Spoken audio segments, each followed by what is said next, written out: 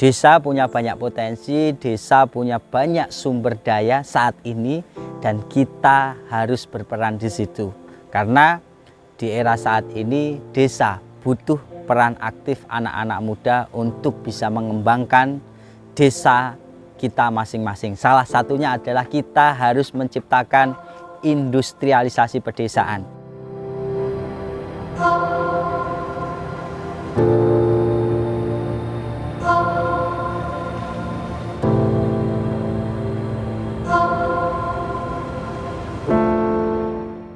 Sekarang sudah ekspor ke Korea. Ekspor yang menurut kami ini suatu pencapaian yang cukup luar biasa.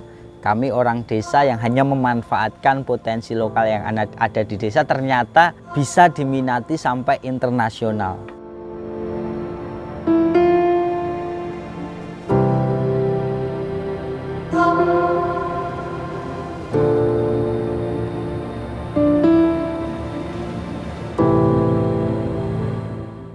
Itu kita bisa meningkatkan pendapatan petani kita itu sampai 6.400.000 per hari. Jadi itu menurut saya langkah kecil, inovasi kecil yang bisa kita lakukan itu ternyata bisa berdampak banyak dan berdampak ekonomi bagi masyarakat di sekitar kita, khususnya adalah di Dusun Semen, Desa Trenten, Kecamatan Candimulyo.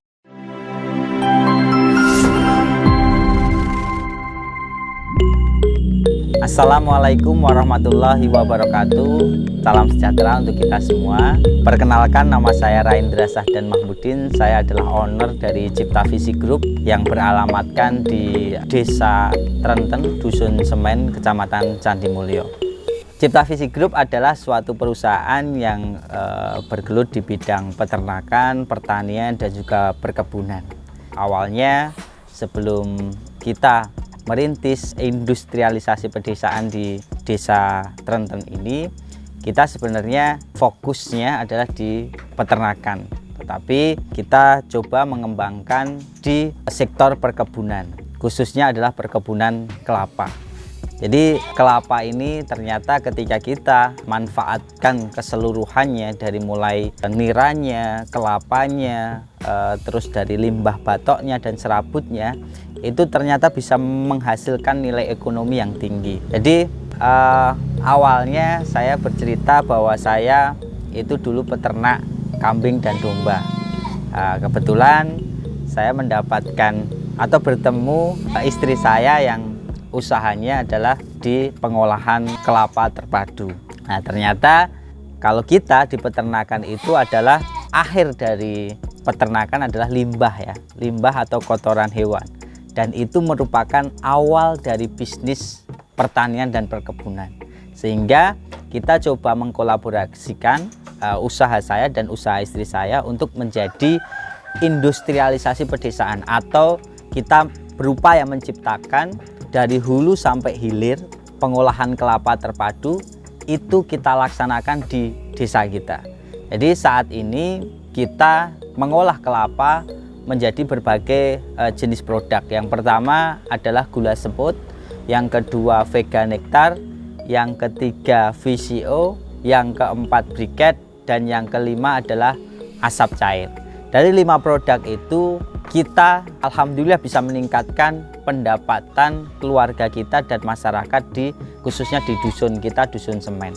Jadi kalau dulu nenek moyang kita itu hanya bisa mengolah kelapa, nira kelapa itu menjadi gula batok atau gula cetak, yang itu secara nilai ekonomis hanya paling per kilo 14.000 gitu ya, paling kalau paling pas mahal ya 15.000 16.000. Nah, ternyata ketika kita inovasikan olahan kelapa ini menjadi gula semut, itu kita per kilonya bisa menjual 30.000 kering ya, sudah di oven gitu. Dan untuk VCO itu yang kalau kita hanya menjual dalam bentuk kelapa, itu kan satu kelapa kalau pas harganya bagus 4.500. Dan kalau dijadikan VCO per 10 buah kelapa itu bisa menjadi 1 liter VCO yang harganya setiap 1 liternya berapa? 120.000. Nah, ini tentu peningkatannya sudah sangat tinggi gitu ya. Yang kalau kita jual hanya 4.500, kalau kali 10 hanya 45.000 kalau bentuk kelapa, ketika kita olah menjadi VCO ternyata bisa meningkat sampai 120.000.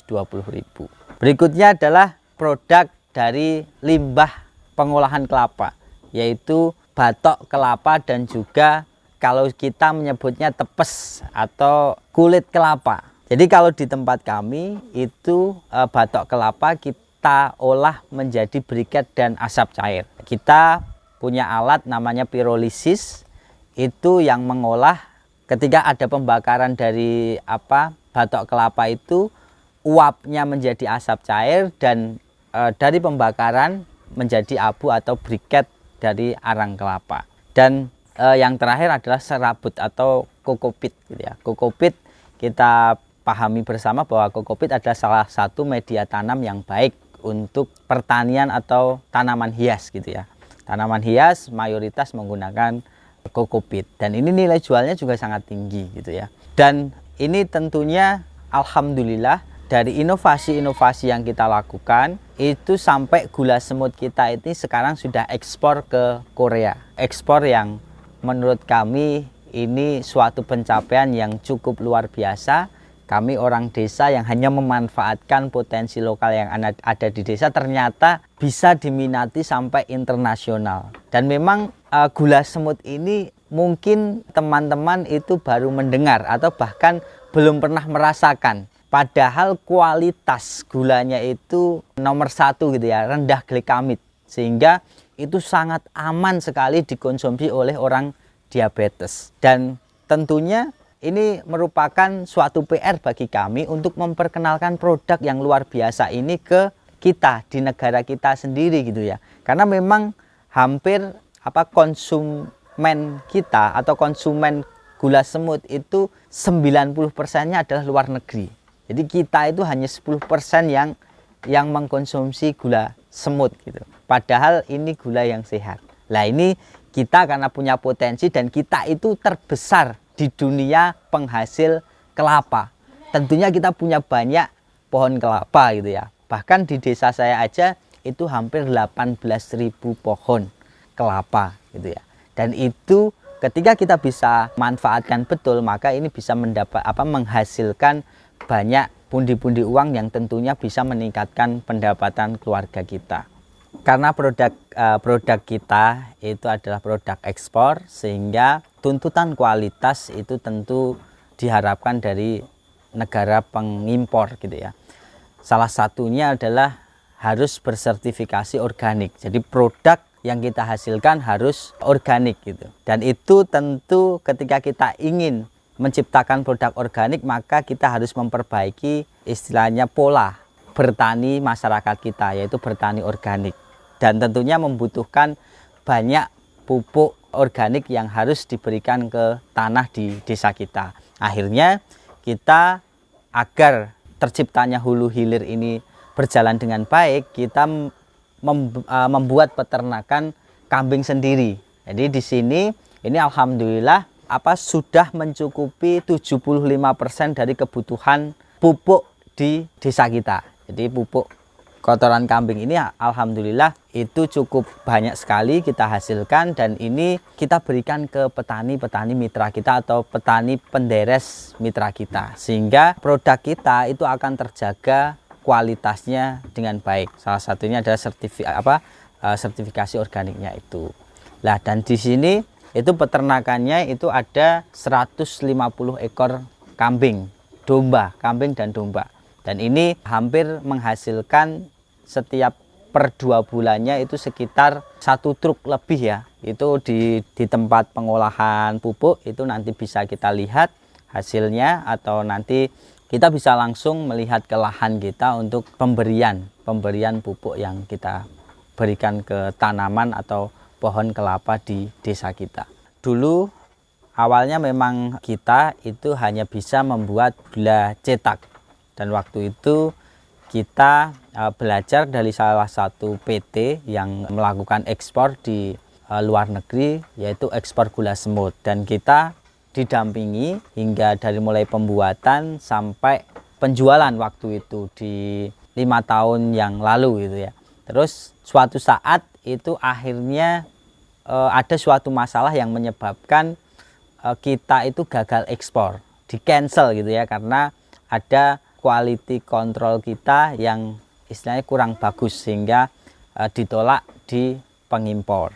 Dan waktu itu kita sampai numpuk banyak produknya, dan akhirnya ini menuntut kita ya untuk kreatif dan mencari solusi. Akhirnya kita mencari solusi sendiri, mencari buyer kemana-mana, ikut pameran kemana-mana. Akhirnya kita ketemu buyer yang bisa membantu kita mengekspor ke Korea, dan akhirnya sampai sekarang berjalan untuk kegiatan ekspor di Korea, terutama ekspor gula semut kita gitu. Karena gula semut kita itu memang berbeda dengan gula semut yang ada di daerah pesisir pantai.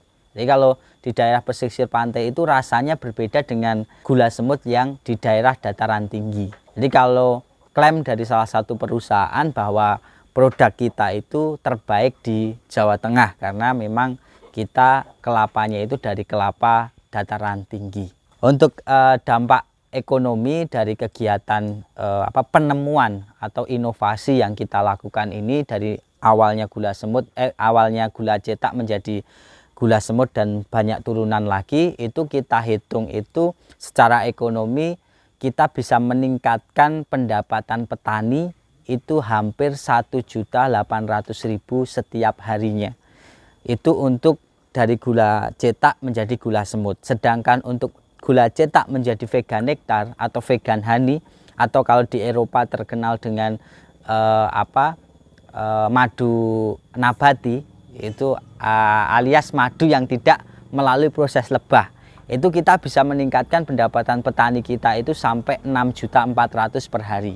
Jadi itu menurut saya langkah kecil, inovasi kecil yang bisa kita lakukan, itu ternyata bisa berdampak banyak dan berdampak ekonomi bagi masyarakat di sekitar kita, khususnya adalah di Dusun Semen, Desa Trenten, Kecamatan Candi Mulyo.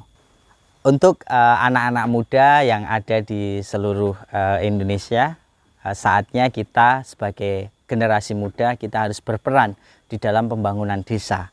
Desa punya banyak potensi, desa punya banyak sumber daya saat ini, dan kita harus berperan di situ.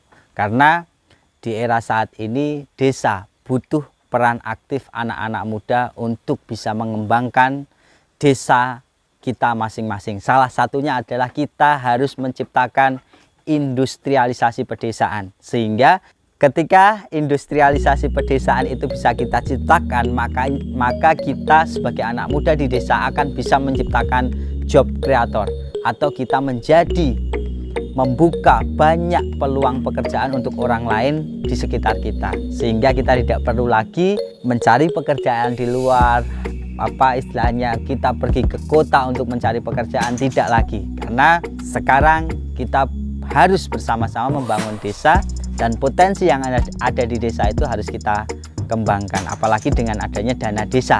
Dana desa itu adalah suatu semangat kita untuk membangun perekonomian di desa. Jadi kalau teman-teman nggak punya modal, merapat ke desa, kita ciptakan pekerjaan melalui dana desa. Apalagi sekarang ada namanya Perpres 104 mengatakan bahwa dana desa 20%-nya harus untuk ketahanan pangan. Jadi teman-teman, mari kita mulai merapat dan membantu desa kita untuk menjadi desa yang damai, mandiri, dan sejahtera. Wassalamualaikum warahmatullahi wabarakatuh.